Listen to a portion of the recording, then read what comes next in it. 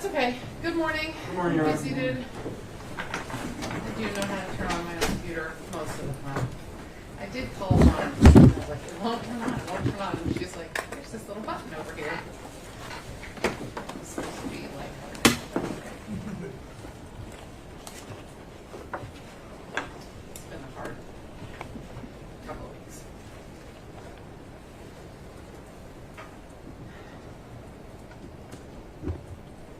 All right, I have a motion. I'm ready to do that. Your Honor, before we start, I've had some requests about the live stream for this hearing from various government agencies, law enforcement, that are interested in watching this hearing. They wanted to know if the live stream would be on. It's already on. Oh, that's what I just wanted to check and make sure it was okay.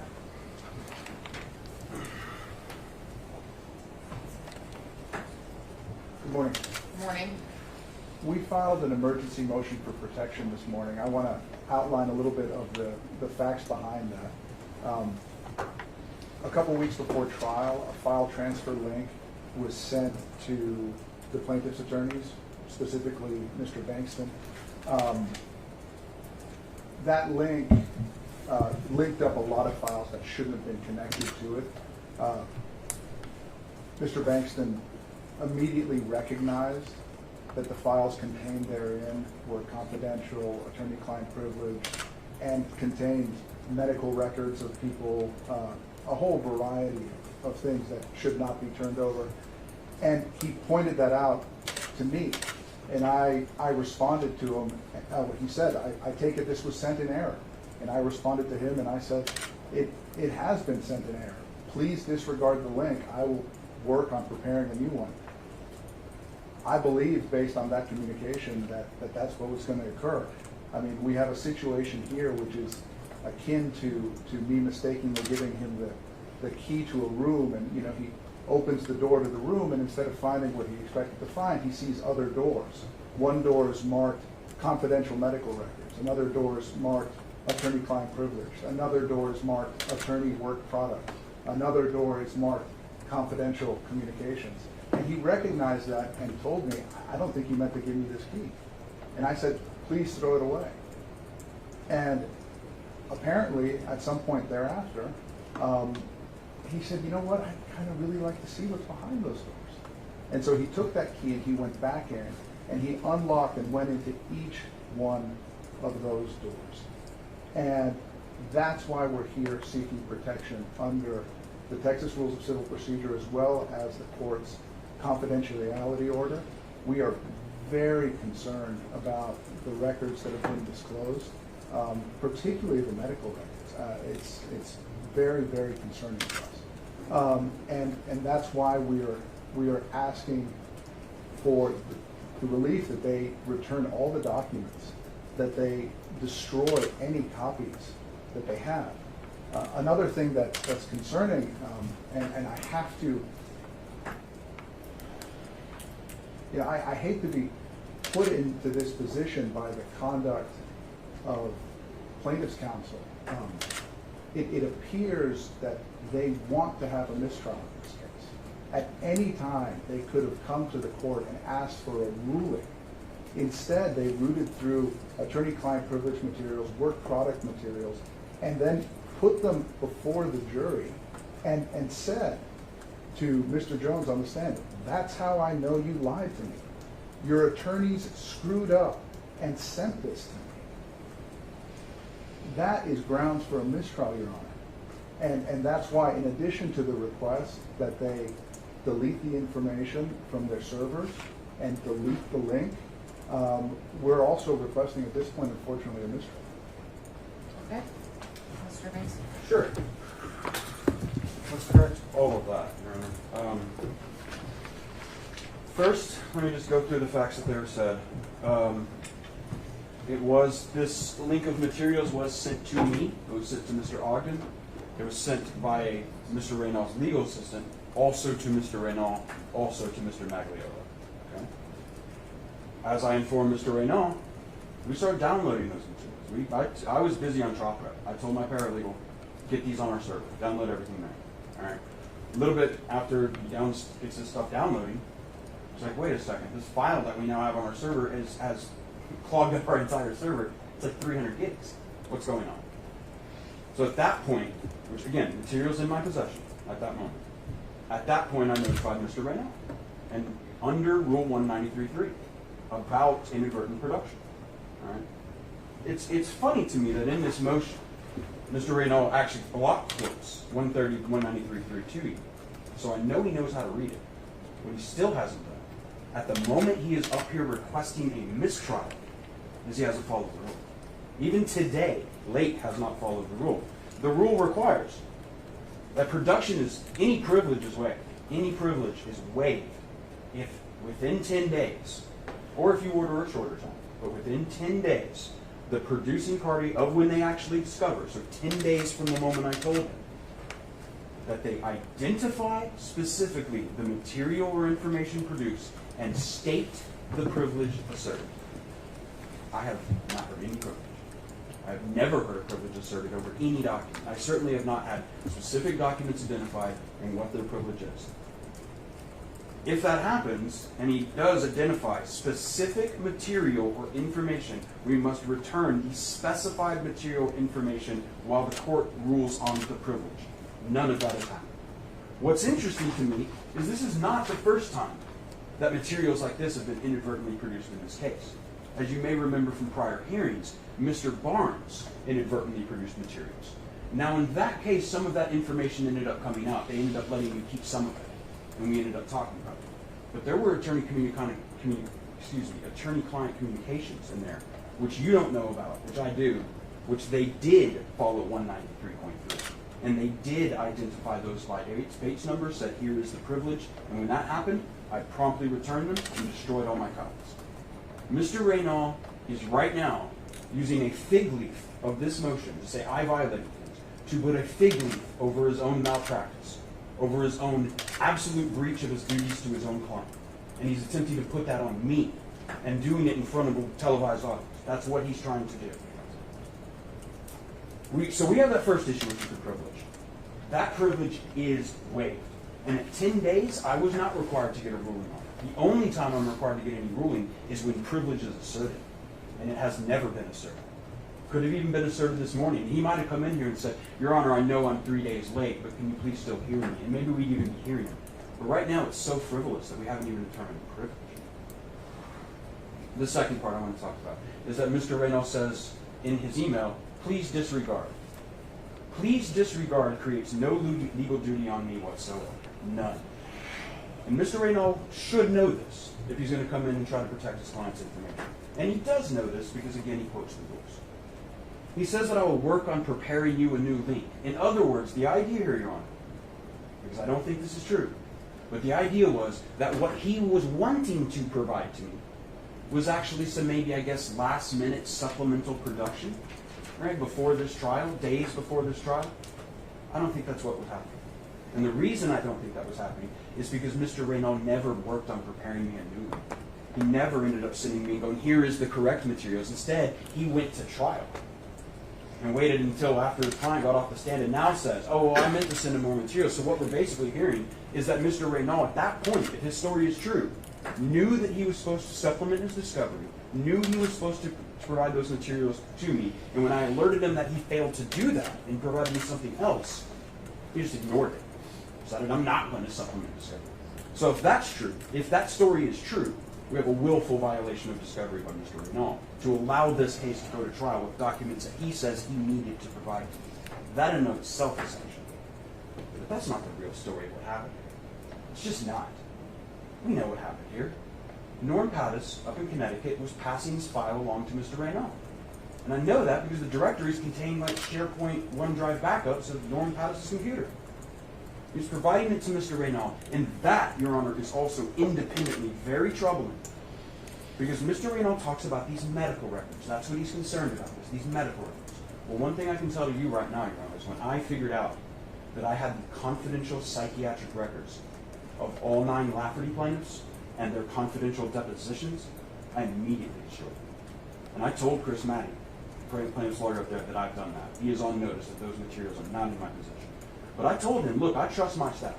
They're good people. And I trust that those materials will never leak. But nonetheless, that is a significant data breach against his clients. And what's most concerning is that Mr. Reynal has not yet made an appearance in the Laverty case. Mr. Reynal is not allowed to have those documents. Mr. Magliolo is sure not allowed to have the documents of the psychiatric medical records of those Laverty members.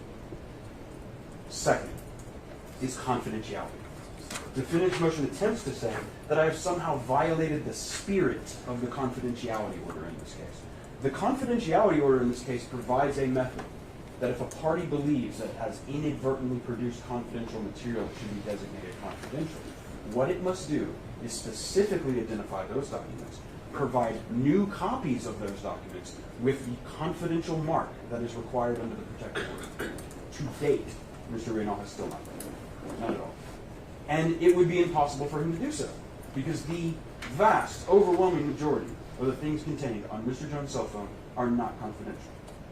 Mr. Jones it probably would have behooved Mr. Reynal to know that if he had produced me those text messages about the financial gain, he probably should have designated those as confidential. Not doing so was probably a serious and actionable breach against his client's duties. But even more important than that is all of the stuff in there. He cannot now come into court and claim 2.3 gigabytes of phone material, blanket designation of confidentiality. The protective order prohibits that. You must identify specifically the documents that are. And things like Mr. Jones and his intimate messages with Roger Stone are not confidential. They are not trade secrets. None of that. There's been no protection ever asserted over these documents. And frankly, Your Honor, I think you realize that this is not the first time that defendants have come into this court with a frivolous motion accusing me of misconduct over the handling of confidential materials. Pre-trial, we dealt with this exact same issue, where they tried to claim that the release of Mr. Jones' third deposition was a violation of confidentiality. Again, they asked you for the same thing. They asked you to dismiss the case last time. And in that, we proved that they weren't up to speed. They didn't know that it had already happened 2 times, completely consistent with the protective order. For right now, I can tell you, Your Honor, I have, as I've told you, there are people interested in watching this right now. I am under request from various federal agencies and law enforcement to provide that for me. Absent a ruling from you saying you cannot do that, Mr. Banks, I intend to do so immediately following this. I believe that there is absolutely nothing that Mr. Reynal has done to fulfill his obligations to protect his client and prevent me from doing that. I believe that what we saw yesterday on the stand is not a basis for any mistrial. Mr. Reynal has certainly cited us no law to it. Right? This is the facts of what happened, and Mr. Jones was questioned if he understood those facts. That's all that happened. That's the other big problem. There was no contemporaneous objection to any of this, of course.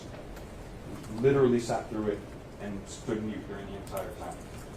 The other problem, Your Honor, is that we have Mr. Reynal now asking you to seal up an entire universe of things which should have been produced at minimum 6 months ago. One of the things you also, I know you remember, is that for multiple prior discovery hearings, beginning as early as October of last year, we've been talking about text messages every single hearing. And then you remember we had that hearing in January where we had the disclosure that, wait a second, Don Salazar, Nico Acosta, the producer up in Connecticut, had produced some text messages up there that seemed to be responsive. Should have been on Rob Dew's phone, Alex Jones' phone. Why don't we have them? What's going on? And you'll remember in those series of hearings, right, when Mr. Reynal came here in March and told you, no, those were only on Mr. Acosta's phone. Mr. Jones, we've searched his phone. He doesn't have text messages that are responsive. So again, not only is this a fig leaf to cover up the things he has broken with his client, this is a fig leaf to cover up the fact that he had been misrepresenting to you for months, telling you that these things did not exist. Under these circumstances, not only do I believe that this motion that's being brought is frivolous, plaintiffs believe it is downright perverse. We ask you to deny it. Thank you. Mr. Reynal. Yes, Your Honor. I think it's instructive to actually look at the text of the email that Mr. Bankston sent to me, where he says that he was downloading the material, but he wanted to verify with me that he needed to download it all. Right? That is immediately contrary to what Mr. Bankston is saying now, which is that all the materials have been downloaded by the time he sent me that text. Beyond that, it also appears that Mr. Bankston once more is performing for a national audience. The text messages that were provided, what he refers to as Mr. Jones's phone, based on my review of what was produced, it's not in there, okay? And what was in there was a review copy of text messages from a 6-month period between, August of 2019 and the first quarter of 2020. So this allegations about law enforcement interest and stuff like that is just absolutely calculated to create more press around this issue. This never should have gotten this far. When I told him, please disregard the link, that should have been enough. Okay. I think, lawyers get accused of relying on technicalities, but your concluding argument essentially asks me to rely on the technicalities of Mr. Bankston's language in his email. His counter-argument asks me to rely on the technicalities of your language in your responsive email and in the orders. I think that's the safest way to go. So I don't think that you have complied with the protective order. I will let you do so now if there are documents and you would like to mark them as confidential, and we can go through the process and I can review them and make a decision, but I'm not going to seal the entire quantity of information without knowing what's in it when the rules weren't followed properly. Medical information, I think I heard you tell me it's already been destroyed.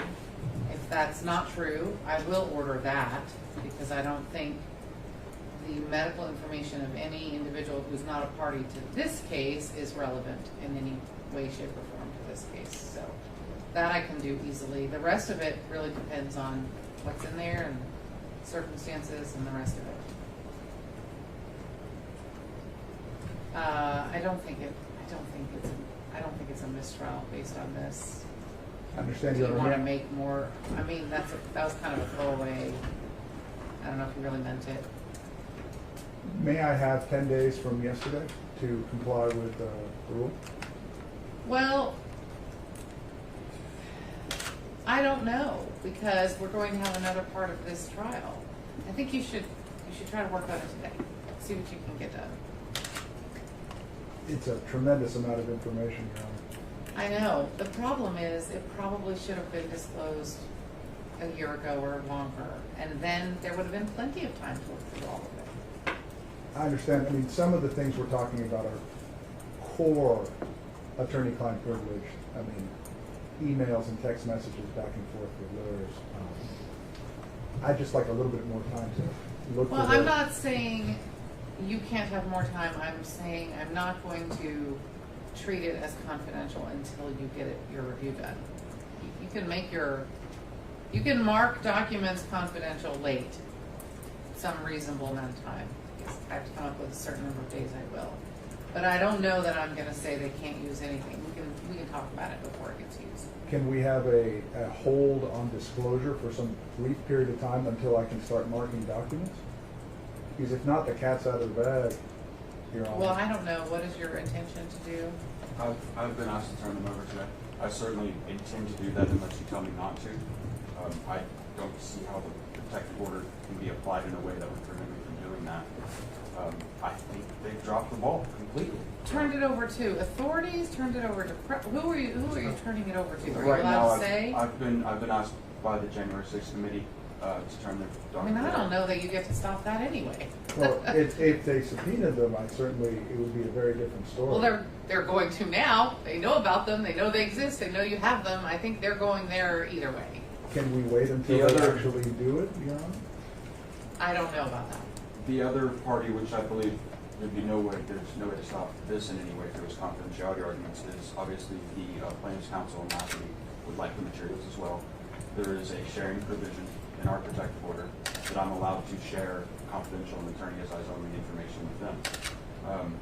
At the moment, they're not confidential, right? So I can share them with them regardless. But even if they were designated confidential at a later date, or if there was a hold right now, that they wouldn't be outside the protected hold. Right. So I can give it to them. At this moment, that's the only disclosures I plan to make. So those two, I don't feel there'd be any reason to stop them. Did you know about those planned disclosures before this hearing, Mr. Reynal? No. All right, well, you can have a little bit of time while we're waiting to research whether there is some reason I should not allow Mr. Bankston to make those two disclosures. All right, I think that, you didn't tell me if you really are trying to move from this trial or that was just a throwaway. No, we are moving from this trial. It's like the 17th time or something. Based on just the exchange between Mr. Bankston and Mr. Jones yesterday on the stand. And obviously, Mr. Bankston has been rooting around in the attorney-client communications. I think that overstates circumstances. First of all, you and Mr. Bankston have been here with me what feels like 24 hours a day for 2 weeks. So I don't know how he has been doing any of that, number one. And number two, it sounds like an enormous quantity of material.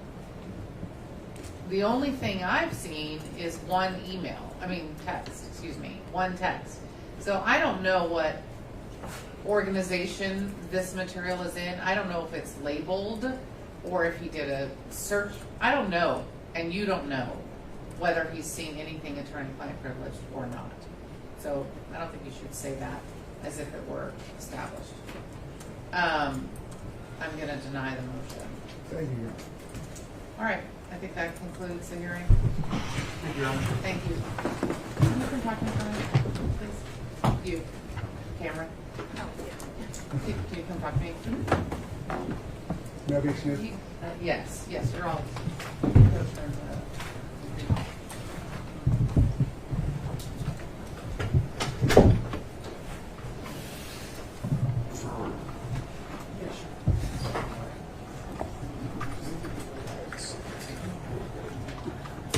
You're not in trouble.